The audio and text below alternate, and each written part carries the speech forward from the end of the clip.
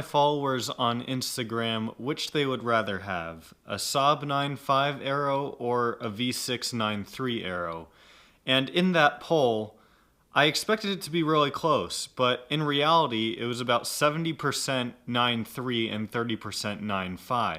So from that poll, I got an idea. What if I make a video doing a head-to-head or a comparison between the 9.5 Aero and the 9.3 Aero, and just to kind of see what are the differences between the two and which do the rest of you prefer. So I'm going to put a poll in the video right here that you can either vote right now or after I've gone through everything I'm going to go through. But please let me know, which would you rather have, the 9.3 Aero or the 9.5 Aero? And when I'm talking about the 9.5 Aero, I'm talking about the one that has the B235R engine in it, which is the 2-liter 4-cylinder, not the new generation 9.5 that has the V6. So yeah, definitely make sure to vote in this poll. I'd really like to hear your guys' input, and let's go ahead and get started with this video. So the first category I'm going to be comparing these two in is performance, and that's probably the one that most of you care about most. So starting with the 9.3, for this video I want to only look at the V6 9.3 Aero, not the 2003 to 2005 which had the B207R or 2-liter turbo in it. So the V6 Aero was produced from 2006 and on, beginning with 250 horsepower in the early model years and 280 horsepower in newer models. One big upside of the 9.3 over the 9.5 is that it was offered in all-wheel drive beginning in 2008. The 9.5 we will be comparing to this was only offered in front-wheel drive, unlike the 9.3. The 2.8T in the 9.3 Aero does not seem to get modified as much as the B235 in the 9.5, but it still can be modified for significant power. Now, one obvious benefit of the 9.3 Aero over the 9.5 Aero is that you have 6 cylinders versus 4. Another big upside of the 9.3 is that it has what is called Saab Reaxis, which is essentially a passive rear-wheel steering function that increases stability at higher speeds. And if you'd like more information on Reaxis and what it is, there'll be a link in the top corner and in the description for you guys to learn more about it. I made a video on it probably about 2 months ago. So now let's move on to the 9.5. The 9.5 Aero came with the B235R from 1999 to 2009 before the NG95 was released. It produced an increasingly larger amount of horsepower as the years went on, starting at 227 horsepower in 1999 and ending with 256 horsepower in 2009. And if you had the Griffin, or like the special edition or whatever it was called, I think it was like 280 horsepower you got, so you got even more if you had that. So the big draw for the B235R for me is the modification potential. The B235R can handle upwards of 500 horsepower on stock internals, which isn't something the 9.3 can do.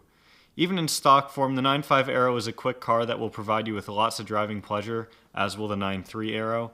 It handles well, but doesn't have the Reaxis technology that the 9.3 has. So if you care a lot about handling, the 9.3 Aero might be a better choice for you. So the next category I'm going to be comparing these two in is reliability, and let's go ahead and get started with the 9.3 Aero.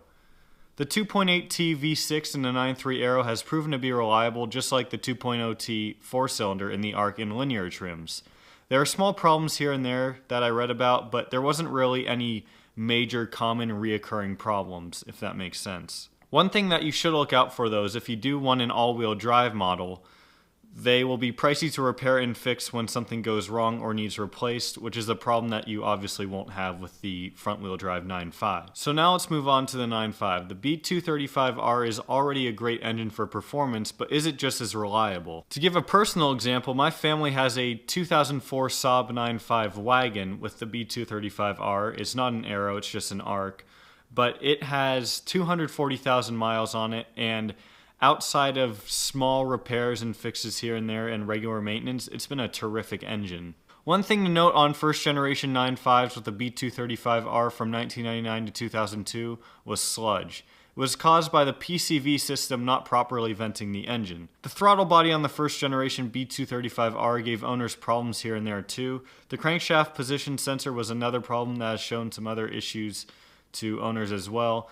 And given this information, I think that the 9.3 Aero earns the edge in reliability here. And I'm not saying that the B235R is unreliable, because it is definitely a really good, reliable engine, but that's just something that you should take into consideration, especially if you're buying a first-generation 9.5 Aero. The next category I'll be comparing these cars on is comfort and quality. So the 9.3 Aero from 2003 and up came equipped with leather seats and other leather touch points such as armrests. The seats are power adjustable and it isn't too difficult to find a comfortable position. Steering wheel mounted buttons are a bonus too, but the big downside for the 9.3 in this category is all the plastic in typical GM shoddy quality. All of the black plastic buttons on the center control area wear and it just isn't nice quality. If you get a facelifted 9.3 Aero, which will be 2008 and newer, you will be getting a better looking center control area with nicer controls and a bigger display screen, but the 2006 and 2007 Aeros don't have an appealing center console area. One big upside to the 9.3's interior that I love over the 9.5 is the display near the bottom of the windshield that displays things like time, weather, and more. It's easily visible and blends in perfectly with the rest of the dash. It's probably my single favorite feature of the 9.3 interior. So now moving on to the 9.5. Like the 9.3, the 9.5 came with power adjustable leather seats and other leather touches. It's a bit roomier inside compared to the 9.3, but I'll discuss that more later. The older 9.5 still has plastic from all of its buttons and controls, but for some reason to me, they feel like they're nicer quality. I mean, the ones in our wagon, I don't know, something about it just doesn't feel as cheap and crappy as my 9.3. So the redesigned 9.5 has the same steering wheel as the 9.3 and some similar looking controls, but still looks cleaner and nicer to me for some reason. Both cars are very quiet and comfortable to ride in, whether it be at 5 miles per hour in traffic or cruising at 80 on the freeway. So the next category is size and practicality. Starting with the 9.3, the 9.3 can be found in either a 4-door sedan, 5-door hatch, or sport combi, or a convertible. If you love the top-down experience, then the 9.3 Aero will be your only choice, because the 9.5 obviously does not have a convertible variant. The 4-door 9.3 offers plenty of storage in the trunk, although one gripe I have is that the rear seats cannot completely fold down. Regardless, you still have more storage than you will need for most tasks, and when driving the 9.3, you won't feel as though it's a big car and there aren't any major blind spots. The Sport Combi offers more storage with the hatch and has a beautiful rear end design as well. Now moving on to the 9.5. The 9.5 is larger than the 9.3, if you haven't already figured that out. While it isn't offered in a convertible, you still have the option for either a 4-door or a hatch. Unlike the 9.3, the 9.5's rear seats can fold completely flat, or at least they can in our 9.5 wagon, which honestly, that makes a pretty big difference because I've had to move a good amount of stuff both in my 9.3 and in that 9.5, and having the seats fold completely flat, you wouldn't think it would make a big difference, but it really does for some reason. So the 9.5 feels larger on the inside in my opinion. Both cars offer great storage and practicality for what they are, so it really depends on if you need something that just has a little bit more room or if you don't really care. So the last category I will be comparing these two on is looks. So this category is very touchy and opinionated, I feel, because some people are going to say the 9.5 looks way better and others are going to say the 9.3 looks way better. So I'm going to try to keep it as factual as possible and not give my opinion. So let's first start off with the 9.3. The 9.3 Aero received a few styling upgrades over the standard 9.3, most notably the dual exhaust and front lip. Both of these styling aspects are things I envy as a non-Aero 9.3 owner, and I wish I had. The 9.3 only received one facelift, which was in 2008. It gained beautiful LED accented headlights and the ice block taillights, two of the best Saab styling elements. It also received a new front bumper and different wheels for the Aero trim. In my opinion, the facelifted 9.3 still looks like a new car by today's standards. I don't know, maybe it's just the LED headlights, it just looks so nice to me. I don't know. I said I wasn't going to get my opinion involved in this, but it's just a beautiful car. Now on to the 9.5. So from 1999 to 2009, when the 9.5 was produced with the B235R engine, it only received two makeovers, one for 2003 and another for 2006. The 1999 to 2005 model years look nearly the same, with some upgraded headlights and more aggressive Aero bumper for the refresh. BBS wheels were also an option on the Aero trim, which is not something that you could have gotten from factory on the 9.3. The 2007 to 2009 9.5 Aero completely changed. It lost the three-piece grille that I loved, and it changed the front and rear end significantly, as you can see from the pictures.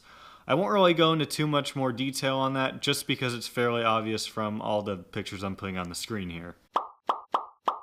And I just feel like I have to give my opinion on which 9.3 or 9.5 from all those years we've been talking about looks the best. And to me, I think it's the 2003 to 2005 9.5 Aero with that aggressive bumper, the nice headlights. It just, the front end of that car is just so beautiful. I mean, it's just awesome. So there you have it, guys, a basic comparison of the 9.3 and 9.5. I'd like to conclude this video by giving my personal opinion on which car I would take if I was offered either one. And that would be a 2003 to 2005 9.5 Aero. There's just something about that B235R and the potential to just give it a big turbo and make it faster than most modern sports cars. Something about that just, I don't know, it's just awesome to me, and that's something that I would really like to have one day. The 5-speed manual too, I don't know, there's just something about those cars that I've envied for so long. And of course I do still love the 9.3 Aero too. I mean, this was a choice that I really thought long about, and I think I would choose the 9.5 Aero over the 9.3 Aero. But what do you guys think? Make sure to vote in the poll in this video. If you'd like to participate in more polls coming to the channel in the future, make sure to follow me on Instagram at auto.autopsy, because I really like to hear what you guys have to say. So with that being said, that's going to wrap up this video, guys. If you enjoyed it, make sure to give it a big thumbs up. Thank you guys so much for watching. I'll see y'all next time.